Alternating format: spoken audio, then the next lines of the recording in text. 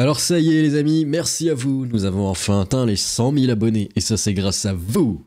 Vous êtes les meilleurs, damn les gens, MDR. Donc bref, 100 000 abonnés, c'est cool.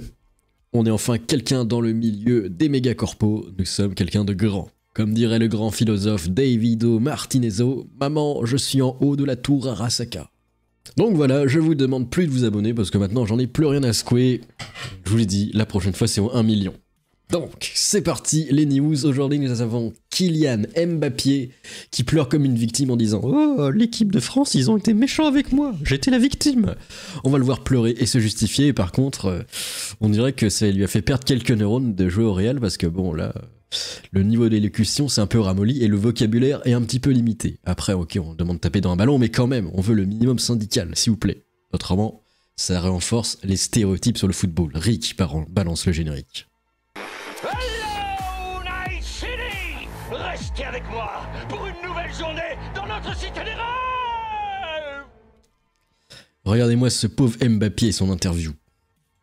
En club, j'ai jamais pardonné un dixième de ce qu'on m'a fait en équipe de France. J'ai jamais touché un euro. Ils étaient méchants. On a menti sur mon sujet à bien des reprises. J'ai dit, ouais, dans l'intérêt de la nation, ferme-la, fais dos rond. Quel plus gros mensonge à ton sujet en équipe de France? Fait dos rond. Plein de choses. L'Euro 2021, on a menti du premier jour au dernier jour. On m'a traité de singe. Oh non, on ne traite pas les gens de harambé. On traite juste harambé de harambé. J'ai dit, bah, pas de souci. Peu de soucis. On m'a mis pas mal d'échecs de l'équipe de France, la responsabilité de pas mal d'échecs sur le dos. Pas de souci, c'est l'équipe de France. Tu sais, à chaque fois, même quand t'avais de la colère, je me disais, ah, vas-y, c'est l'équipe de France. Et au final, regarde, là, il y a quelques mois, on dit, ouais, mais ils s'en foutent de l'équipe de France. Comment ils s'en foutent de l'équipe de France? Malade ou quoi? J'ai toujours mis l'équipe de France au plus haut. J'ai tout fait pour essayer de représenter du mieux possible. Dernièrement, j'ai même donné mon nez. Je te donne quoi? J'ai donné mon nez. tu vois, non, j'ai toujours tout donné. Et au final, les gens, ils disent quoi? Ouais, non, mais ils s'en foutent de l'équipe de France maintenant qu'il est au Real Madrid.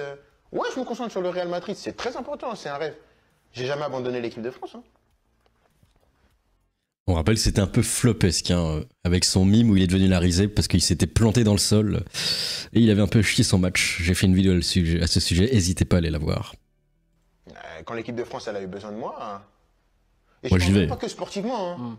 Parce que tu sais, les gens, ils voient que le terrain. En dehors du terrain, j'ai fait beaucoup de choses pour l'équipe de France. Hein. Mais j'ai rien gagné derrière. Mais je veux rien gagner. C'est le pays. T'as rien à gagner à servir ton pays, tu vois.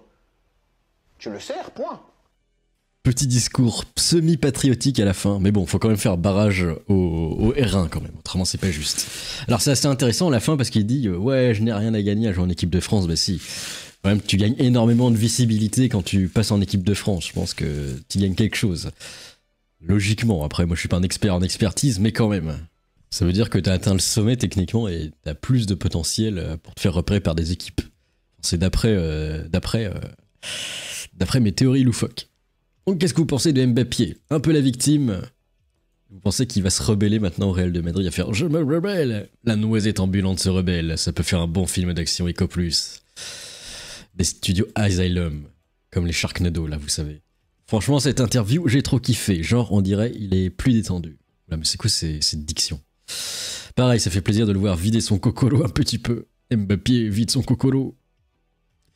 Les 30 dernières secondes. Ah oui, d'accord. Donc t'es un haine de maison si tu veux servir ton pays, d'accord, c'est nouveau.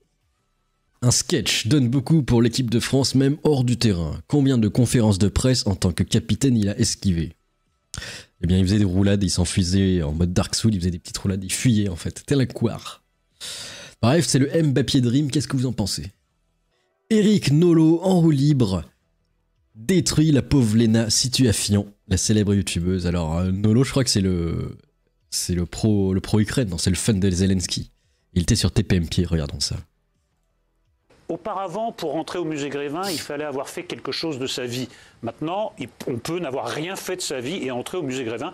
La preuve par Lena Situation. D'ailleurs, je note que la statue l'a bien arrangée également physiquement. Donc, ils sont vraiment très aimables. Oh. Bah, écoutez, oui ou non? C'est vrai, oui, peut-être. Oui ou non? Peut-être, oui, oui. Oh, bah, écoutez, je ne sais pas, je la connais pas. Le Nolo Dream. Vous voyez ce que je Vous veux la dire? voyez, là? Oui, On va regarder après. Elle est mieux en On va regarder cire qu'en après. vrai. Il me semble. En cire, en vrai. Ah, c'est un cirophile. Mais cirophile, vous êtes là. Alors, je regarde. En vrai, bon, on voit pas que la définition éclataxe de la vidéo X, mais bon. Elle a l'air plus grande, la statue de cire. Après, il y en a, ils y vont. Quand c'est de la cire, ils y vont. Ils sont tellement dalleux, ils y vont. Ils font waouh, de la cire, tant pis, mais cire, j'y vais. Julien Pain se fait encore humilier sur les stats Covid. Le mec, il lâche pas l'affaire, là. Le fier serviteur du NWO. La nouvelle étude de l'Institut Pasteur montre que les pays qui ont pris des mesures tôt contre le Covid sont ceux qui ont les plus faibles surmortalités. Et du coup, bah, y a son truc qui veut rien dire. Et même Vincent Flibustier, le menteur à la pizza, vous savez, on a fait... Non, j'ai pas fait de vidéo dessus, je pourrais vous en parler, c'est assez intéressant. Qui dit, on a pris les mesures en même temps que la Belgique et la France. La Suède en sort donc mieux que la Belgique. Merci le fact-check. Hein. Je ne nie pas les intérêts de mesure. Mais en résumant simplement et donc mal, un enjeu aussi complexe, ça sert pas à la cause en fait. Oui, je crois que c'est le Japon, non, qui avait pris quasi aucune mesure au début. Et ça avait fait un truc chelou. Après, ils avaient renforcé de fou. Ils avaient tout quadrillé en mode excessif. Je rappelle, les frontières fermées, etc. Mais il faudra regarder, parce que bon, c'est sûr, si tu prends les États-Unis, il y a beaucoup plus d'obèses, ça va biaiser les stats. Après, tous les pays n'ont pas forcément été touchés de la même manière non plus. Hein. Il y en a, c'est différent. Ça dépend aussi de la discipline. Qui respecte les gestes barrières, qui ne les respecte pas, etc. Alors, par exemple, si tu fais 0 500, 0 masque, mais tu restes chez toi éternellement, techniquement, tu n'as jamais le Covid. Hein. C'est vérifiable. Et c'est logique d'ailleurs. D'ailleurs, j'ai jamais compris cette hypocrisie. Attention, le Covid, c'est ultra dangereux, faites-vous vacciner. Mais bon, par contre, laissez ouvert le métro parisien où tout le monde se mélange, où c'est une chambre de résonance pour bactéries, pour virus, allez-y, quoi. J'ai jamais compris l'hypocrisie. Hein. Mais bon. De toute façon, c'est de la politique, c'est du machiavélisme. Fallait s'en douter.